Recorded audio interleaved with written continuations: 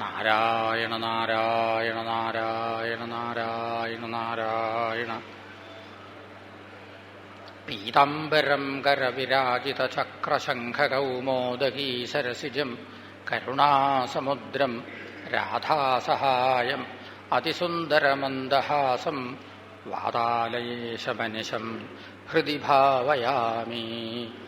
സർവത്ര ഗോവിന്ദനാമസങ്കീർത്തനം. ഗോവിന്ദ ഗോവിന്ദ. ഒരു ദിവസം ഭഗവാൻ കൂട്ടുകാരോട് പുറപ്പെട്ടത് കാളിന്തിപ്പുഴയുടെ തീരത്തിലേക്കായിരുന്നു. ഭഗവാന്റെ ഈ യാത്രയൊക്കെ ഇങ്ങനെ കണ്ട് മഹർഷിമാരിങ്ങനെ അത്യത്ഭുതത്തോടുകൂടി ഇങ്ങനെ നോക്കിക്കൊണ്ട് നിൽക്കുക. ആരാ ഈ സഞ്ചരിക്കണത്? പലർക്കും പലതാണ് ഭഗവാൻ. ഇത്തം സദാം ബ്രഹ്മസുഖാനുഭൂത്യ. വലിയ യോഗീശ്വരന്മാരോട് ചോദിച്ചു നോക്കണം, ആരാ ഈ ഗോപാലബാലന്മാരോടുകൂടി കളിക്കണത് എന്ന്. അപ്പം അവർ പറയും സാക്ഷാൽ പരമാത്മാവ് എന്ന്. ഭക്തന്മാരോട് ചോദിച്ചാൽ അവർ പറയും ദാസ്യംഗതാനം പരദൈവതേന, എൻ്റെ ഭഗവാൻ എന്ന്. അതേസമയം സാധാരണ വെറും ഒരാളോട് ചോദിച്ചാൽ എന്താ പറയുക? അതോ വെറും ഒരു ഗോപാലബാലൻ എന്ന്. മായാശ്രിതാനം നരദാരകേണ. ഇങ്ങനെ പലർക്കും പലതായിരുന്നു. മഹർഷിമാർ ഭഗവാന്റെ ഈ ലീല ഇങ്ങനെ കണ്ട് അത്ഭുതപ്പെട്ട് ഇങ്ങനെ നോക്കിക്കൊണ്ട് നിൽക്കുക. ഭഗവാന്റെ ആ പാദം സ്പരിശിച്ചിട്ടുള്ള സ്ഥലത്തുനിന്ന് പൊടികളിങ്ങെടുത്ത് അവനോന്റെ തലയിൽ ഇങ്ങനെ ഇടും മഹർഷിമാർ. എന്നിട്ടോ മഹർഷയ ഉളകധരൈഹി. അവർക്ക് അതുകൊണ്ട് തന്നെ രോമാഞ്ചം ഇങ്ങനെ ഉണ്ടാവുന്നു. ഇങ്ങനെ എല്ലാവരാലും സ്തുതിക്കപ്പെട്ട് ആദരിക്കപ്പെട്ട് അങ്ങനെയാണ് ഭഗവാൻ വൃന്ദാവനത്തിൽ വിഹരിച്ചത്. ഒരു ദിവസം കൂട്ടുകാരോടൊരു കാളിന്തിപ്പുഴയുടെ തീരത്തിലേക്കാണ് ചെന്നത്. ഉച്ചയാവുന്നതുവരെ അവരോടൊപ്പം ഇങ്ങനെ കളിച്ചുകൊണ്ടിരുന്നു. ഉച്ചയായപ്പോൾ എല്ലാവർക്കും വല്ലാത്ത ദാഹം. ആ കാളിന്തിപ്പുഴയുടെ വെള്ളം കുടിച്ചു. എല്ലാവരും പശുക്കളും പശുക്കുട്ടികളും ഒക്കെ അതോടുകൂടി എല്ലാവരും മരിച്ചു വീഴുകയും ചെയ്തു. കാരണം ആ പുഴയിൽ കാളിയനെന്ന പടുകൂറ്റൻ വിഷപ്പാമ്പുണ്ടായിരുന്നു. വിഷം കലർന്ന വെള്ളം ഉള്ളിൽ ചെന്നു. അതുകൊണ്ടാണ് എല്ലാവരും മരിച്ചത്. ഭഗവാൻ ഈക്ഷയാ അമൃതവരിഷിണ്യ ഒന്ന് കടാക്ഷിച്ചു എല്ലാവരെയും. അതോടുകൂടി എല്ലാവരും വീണ്ടും ഉണർന്നെഴുന്നേറ്റു. ഇപ്പോൾ ഓരോരുത്തർക്കും നല്ലപോലെ അറിയാം, വിഷം കലർന്ന വെള്ളം ഉള്ളിൽ ചെന്നതുകൊണ്ട് താൻ മരിച്ചു, കൃഷ്ണന്റെ കടാക്ഷം കൊണ്ടാണ് ജീവൻ തിരിച്ചു കിട്ടിയത് എന്ന്. ഓരോരുത്തരും വന്നു കൃഷ്ണനോട് വാക്കുകൊണ്ട് കൃതജ്ഞത പറഞ്ഞു. ചിലർ കൃഷ്ണനെ കെട്ടിപ്പിടിച്ചു. ഇങ്ങനെ ഒരു ആപത്ത് വന്ന സമയത്ത് കൃഷ്ണൻ എന്നെ രക്ഷിച്ചു, ഇനി എന്നും കൃഷ്ണൻ എൻ്റെ കൂടെ ഉണ്ടാവണം കേട്ടോ. എല്ലാവരും കൃതജ്ഞത രേഖപ്പെടുത്തി. അതേസമയം ഗാവശ്ചൈവം, ഈ പശുക്കൾക്ക് വാക്കുകൊണ്ട് കൃതജ്ഞത പറയാൻ പറ്റുമോ? പറ്റില്ല. എന്നാലും പശുക്കളും കൂടി കൃതജ്ഞത പ്രകാശിപ്പിച്ചു. കൃഷ്ണന്റെ അടുക്ക് ഇങ്ങനെ വന്ന് കവിൾത്തടം നല്ലോണം അങ്ങനെ ഉരസി മേലാസകലം അങ്ങോട്ട് നക്കി തോർത്തി. ഈ പശുക്കളുടെയൊക്കെ താഴെ ഇങ്ങനെ നല്ലോണം ചൊറിഞ്ഞ് ചൊറിഞ്ഞ് ചൊറിഞ്ഞ് എല്ലാത്തിനെയും കൃഷ്ണൻ രസിപ്പിച്ചു. എന്നിട്ട് ആ പുഴയുടെ വക്കത്ത് ഒരു കടമ്പ് വൃക്ഷം നിൽക്കുന്നുണ്ടായിരുന്നു. അതുമ്പിലേക്ക് അങ്ങോട്ട് കയറി അരയും തലയും അങ്ങോട്ട് മുറുക്കി. കൃഷ്ണൻ എന്താണ് ചെയ്യാൻ പോണതെന്ന് എല്ലാവർക്കും മനസ്സിലായി. കുട്ടികൾ താഴെ നിന്നുകൊണ്ട് വിളിച്ചു പറഞ്ഞു, അരുത്, ആറ്റിയിലേക്കച്യൂതാ ചാടൊല്ലേ ചാടൊല്ലേ, കാട്ടിയിലെ പൊയ്കയിൽ പോയി നീന്താം. കുട്ടികൾ ഇങ്ങനെയൊക്കെ വിളിച്ചു പറഞ്ഞെങ്കിലും അതൊന്നും ഭഗവാൻ ശ്രദ്ധിച്ചതേയില്ല. പുഴയിലേക്ക് എടുത്ത് അങ്ങോട്ട് ചാടി പുഴ ആകെ കലക്കി മറിച്ചു, നീന്തി തുടിച്ച്. അതോടെ കാളി എൻ്റെ വരവായി. 1000 തലയിങ്ങനെ ഉയർത്തിപ്പിടിച്ചുകൊണ്ടാണ് വരവ്. ഈ കൃഷ്ണനെ കണ്ടാൽ ഒന്ന് കെട്ടിപ്പിടിക്കണം, മടിയിലിരുത്തണം, ഉമ്മ വയ്ക്കണം എന്നേ തോന്നുള്ളൂ. ആ കൃഷ്ണനെ കടിച്ച് മേൽ വിഷം ഏൽപ്പിക്കാനാണ് ഇവന്റെ വരവ്. കണ്ണിങ്ങനെ ഉരുട്ടിമിഴിച്ച് നാവൊക്കെ നീട്ടി. കണ്ടാൽ ആർക്കും പേടിയാവും. കൂട്ടുകാരെല്ലാവരും കൂടി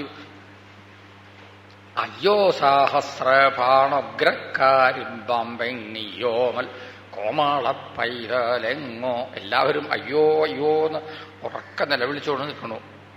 കാളിയനിങ്ങനെ നീന്തി നീന്തി നീന്തി ചെന്ന് ഒരു തല അങ്ങോട്ട് പൊക്കിയിട്ട് ഒരൊറ്റ കൊത്തങ്ങോട്ട് കൊത്തി കൃഷ്ണന്റെ മേൽ. പക്ഷേ ഭഗവാൻ അവിടെ അങ്ങോട്ട് മുങ്ങി. ഈ മലയാളത്തിൽ ചൊല്ലുണ്ടല്ലോ, ആള് മുങ്ങി എന്ന് പറഞ്ഞാൽ പിന്നെ എവിടെയാന്ന് നിശ്ചയില്ല എന്നർത്ഥം. എവിടെയാന്ന് നിശ്ചയില്ലാതെ ഉണ്ടായി ഭഗവാൻ. പിന്നെ കാളിയനിങ്ങനെ തലയും പൊക്കിക്കൊണ്ട് ഇങ്ങനെ നോക്കി.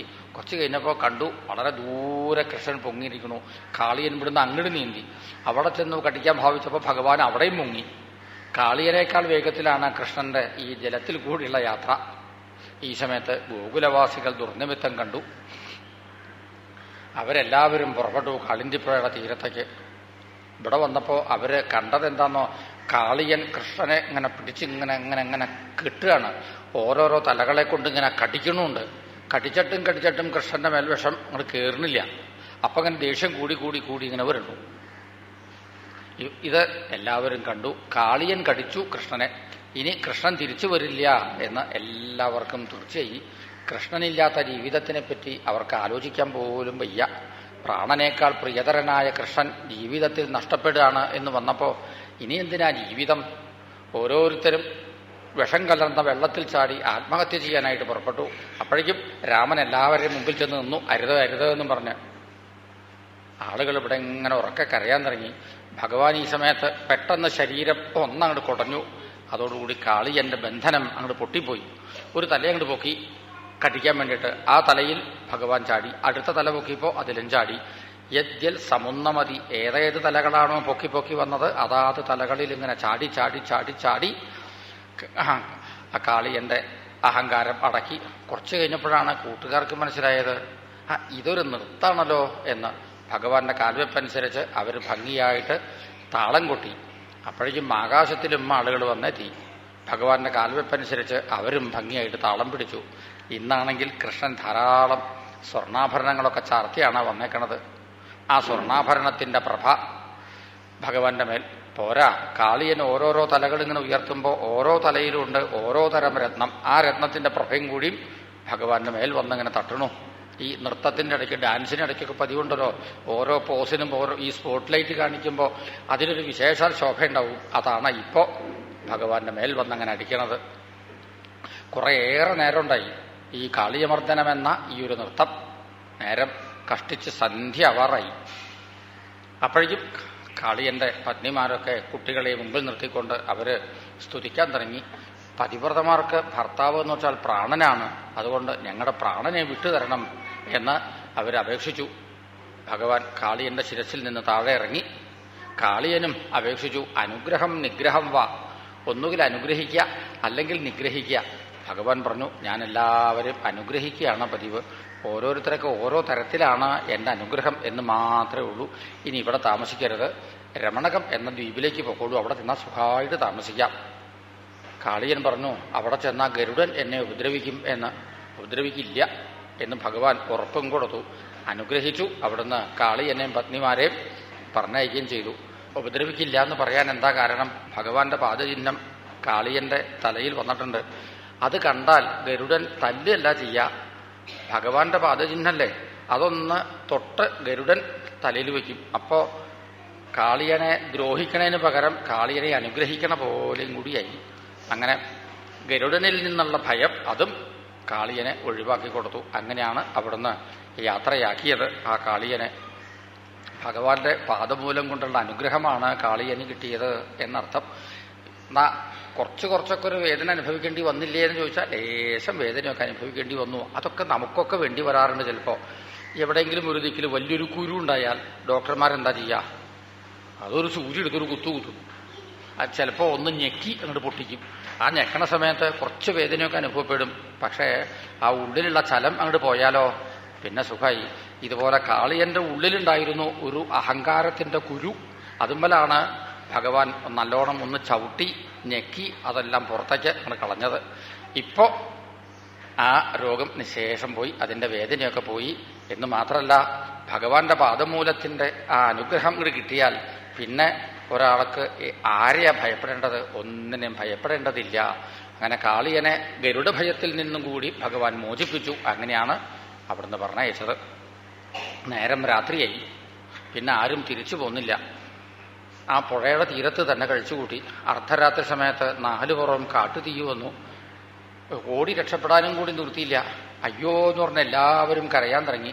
എല്ലാവരും നോക്കിക്കൊണ്ടിരിക്കെ ഭഗവാൻ ഈ തീ തന്റെ കൈകൊണ്ട് തന്നെ തടുത്തു കൂട്ടിയങ്ങോട്ടെടുത്തു. ആ തീയെടുത്ത് വായിൽ വെച്ച് അങ്ങോട്ട് കുടിച്ചു. എങ്ങനെയാണ് കൃഷ്ണന് തീയെടുത്ത് കുടിക്കാൻ സാധിച്ചത്? അതും ഈ ഗോപീഗോപാലന്മാർക്ക് മനസ്സിലായില്ല. അനന്തമായ ശക്തിയുടെ ഉടമസ്ഥനാണ് ഈ നിൽക്കണത് എന്ന് മനസ്സിലാക്കാൻ വേണ്ട ബുദ്ധിവൈഭവം അവിടെ ആർക്കും ഉണ്ടായിരുന്നില്ല. ഇങ്ങനെ ആരെല്ലാം അഹങ്കാരത്തോടുകൂടി തലപൊക്കി പിടിച്ചുകൊണ്ടുവരണു, അവരുടെയൊക്കെ അഹങ്കാരം കളഞ്ഞ് ആരെല്ലാം രക്ഷിക്കണേ എന്ന് പറഞ്ഞ് ശരണം പ്രാപിക്കണു, അവരെയൊക്കെ രക്ഷിച്ചുകൊണ്ട് അങ്ങനെയാണ് ഭഗവാന്റെ വൃന്ദാവന വിഹാരം. അതാണ് ശ്രീശുകൻ വർണ്ണിച്ചുകൊണ്ടിരിക്കുന്നത്. നാരായണ നാരായണ നാരായണ നാരായണ നാരായണ. സർവത്ര ഗോവിന്ദനാമസങ്കീർത്തനം. ഗോവിന്ദ ഗോവിന്ദ.